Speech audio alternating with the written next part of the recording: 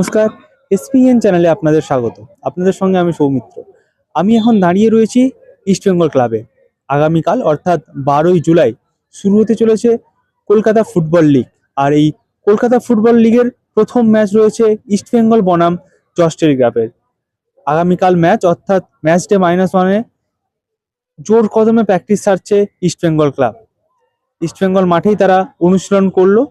অনেক পুরনো খেলোয়াড় রয়েছেন এবং কিছু নতুন খেলোয়াড়েরও সংযোজন হয়েছে। আজকের এই অনুশীলনে পিবু বিষ্ণুকে দেখা গেল অনুশীলন করতে। আগামীকাল তারা মুখোমুখি হবে জস টেলিগ্রাফের সঙ্গে। তারই আগে অনুশীলনে কোনো খাপ ছাড়ছে না ইস্টবেঙ্গল ক্লাব, জোর কদমে অনুশীলন চালাচ্ছে।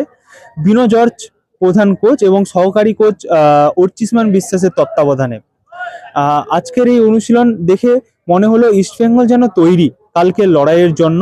এদের মধ্যে একটা লড়াই মনোভাব দেখা গেল এই অনুশীলন দেখে। এই অনুশীলনের শেষে আমরা কথা বলে নিয়েছিলাম সহকারী কোচ অর্চিসমান বিশ্বাসের সঙ্গে। চলুন শুনে নিই কি বললেন আজকে কালকে ম্যাচ লড়াইয়ের আগে প্রথম ম্যাচ খেলতে চলেছে ইস্টবেঙ্গল ক্লাব, এবং দেখে নিন আজকের এই অনুশীলনের কিছু বিশেষ বিশেষ দৃশ্য এসপিএন এর পর্দায়। প্রিপারেশন ঠিকঠাক হয়েছে। এখন ফার্স্ট ম্যাচ যে কোনো টুর্নামেন্ট যে কোনো লিগেই টাফ হয়, সেটা যে কোনো টিমের সাথেই হতে পারে। সুতরাং ফার্স্ট ম্যাচ সেভাবে আমাদের কসাস হয়ে যেতে হবে। আর আমরা লিগে কাউকেই ছোট করে দেখছি না, আবার কাউকে বড় করেও দেখছি না। এই হচ্ছে ব্যাপার। আমরা মোটামুটি ঠিকঠাক তৈরি। গতবারের থেকে তো এবারে অনেকগুলো চেঞ্জেস হয়েছে, অনেক প্লেয়ার বেরিয়েছে, নতুন প্লেয়ার এসছে। তো তাদেরকে মানিয়ে নেওয়াটা, মানে তাদেরকে একসাথে জেল আপ করাটা দেখো, এখনো পর্যন্ত তারা আমরা যে কদিন প্র্যাকটিস করেছি তাতে মোটামুটি ওরা মানিয়ে নিয়েছে।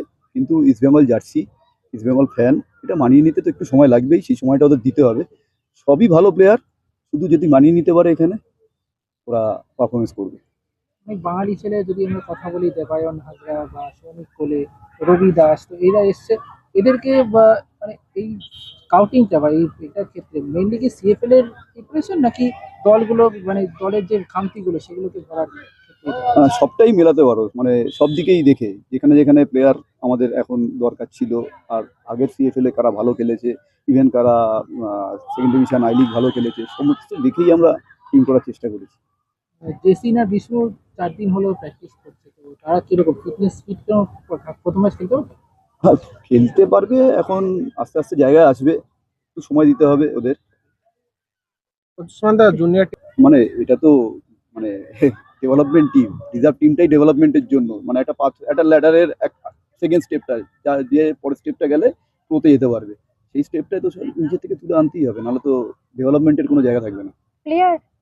কোচ ব্যারেটো নিজে গোল করবে না, কোচ ব্যারেটো প্লেয়ার সেটা দেখা যাক মাঠে কি হয়। কোনো চোট আছে কিছু না, সব ঠিক। আর কোচ বিনো কি বলছে, মানে উনিও তো 4 দিন হলো প্র্যাকটিসে যোগ দিয়েছে, তো হ্যাঁ। উনি কিভাবে নতুন দলটাই কিভাবে দেখছে?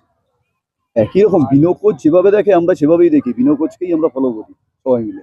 সুতরাং উনি আমাদের মানে বলতে পারেন যে হেড অফ দ্য ফ্যামিলি। তা উনি যেভাবে ডিরেকশন দেন এবং যেভাবে এ করেন সেভাবেই আমরা চলি। ময়দানে কলকাতা লিগ ফিরেছে, সমর্থকদের জন্য কোনো বার্তা থাকবে? একদম একদম ময়দানে মানে আমাকেও অনেকেই বলে যে কলকাতা লিগ এখানে থাকলে সবাই দেখতে পাবে, সেটা ফিরেছে কলকাতায়, সত্যিই খুব ভালো। এবং আমরা চাই যে আরও আমাদের সমর্থকরা মাঠে আসুক, শুধু আমাদের না, মানে যারাই ফুটবলকে ভালোবাসে তারাই মাঠে আসুক। এবং তার জন্য খুব ভালো উদ্যোগ যে কলকাতায় আবার মানে ফুটবলটা ফিরেছে।